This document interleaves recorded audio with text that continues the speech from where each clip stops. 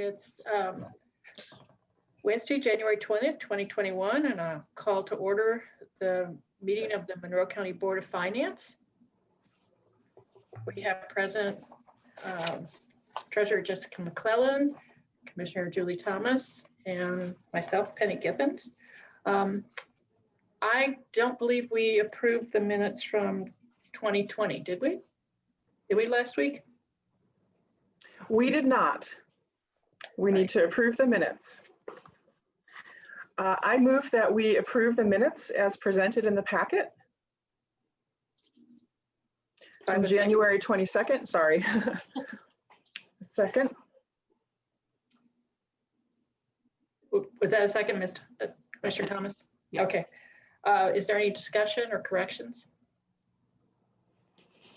No. Okay. We lost Julie. Oh, there she. No. Oh, she's here. So, Mr. Cockrell, would you call the roll? Yes, Commissioner McClellan, Yes. Commissioner Githens, Yes. Commissioner Thomas. Yes. I assume it's board member, not commissioner. I apologize. Yeah, I'm not really sure. 3-0. All right.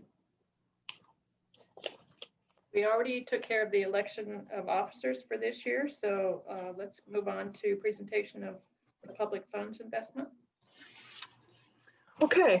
I think the correct way to do this is I will move that we approve the investment policy, and then so I will move, and then we'll have a second, and then I will present it. So I move that we approve the 2021 Monroe County investment policy. Second. Okay. I'm also taking some notes here. So we have this investment policy. It is the same policy that we have had since I've been treasurer and for several years before that. It lays out how counties are allowed to invest, and specifically in what kinds of things are allowed to invest in. It's very clear in Indiana code that we can have bank accounts with an interest rate called a money market account. You can have a CD and you bid on the rates for that CD. And we do have one CD right now, a one-year CD that I bid on rates for throughout the county last year in February. It's a $2.5 million CD, and it's got a very good rate of now I can't remember what it is. I feel it's 1.6, I believe, and that's about to mature. And then we can invest in government bonds, and those are things like federal savings and loan bonds, and those are insured by the federal government. So our money is very, very safe. It's also very liquid. We do not have very much invested. We only have about 14% of our funds invested. Counties can only have 25% of their funds invested long-term, meaning not liquid. A bank account is completely liquid. If you have it in a savings account, you can pull it out anytime, any day. The other thing that this investment policy lines out is our purpose. Our purpose is safety. Our purpose in approving this policy is that we value three things: safety, liquidity, and yield. Our money is safe because it is insured. Our money is liquid because we can withdraw most of it at any time, and that's very important for our operations. And we are getting relatively good yield. Our yield is very low, like it is everywhere else in the world right now. And so it was like that when I started as treasurer in 2017. It was close to 0%. And then over the last 3 years, it has risen, and now it has dropped again, and I guarantee you that it will get better. So if you have any questions about anything general or specific, I'd be happy to go over it. No questions. Thank you. Then I believe we have a motion and a second, and we would be ready to call the roll. Board member McClellan. Yes. Board member Githens. Yes. Board member Thomas. Yes. Motion is approved, 3-0. Thank you, commissioners. The rest of this packet shows our investments, where we have our money invested, how much we made last year. It's just over $500,000, much less than we've had last year.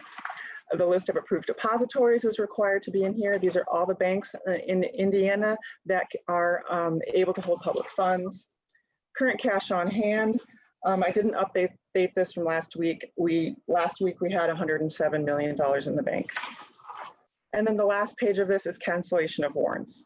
Every year we void checks that are over 2 years old.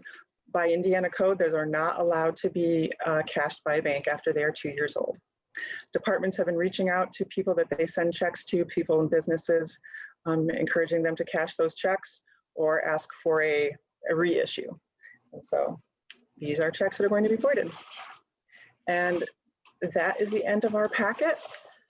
Unless you would like to discuss anything else, we can adjourn our meeting. I have a quick question just for the public's edification on the warrants, the canceled checks. What's the total? The total, I didn't put a total in the packet.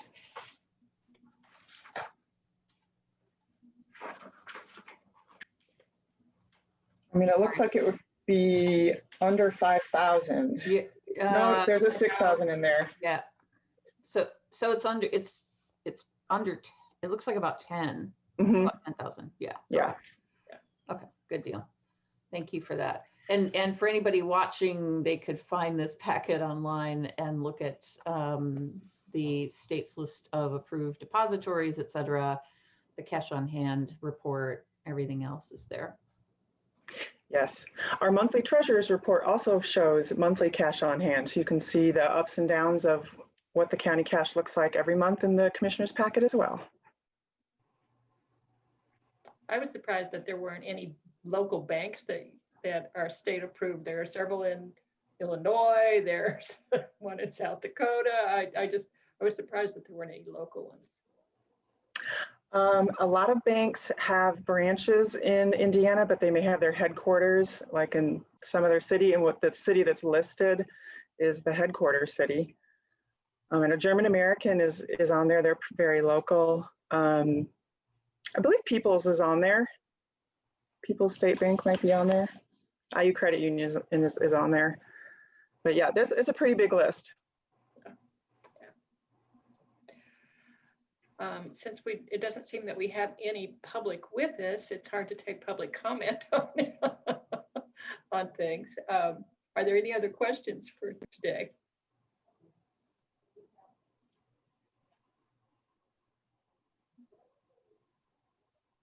And do I have a motion to adjourn? I move that we adjourn this meeting.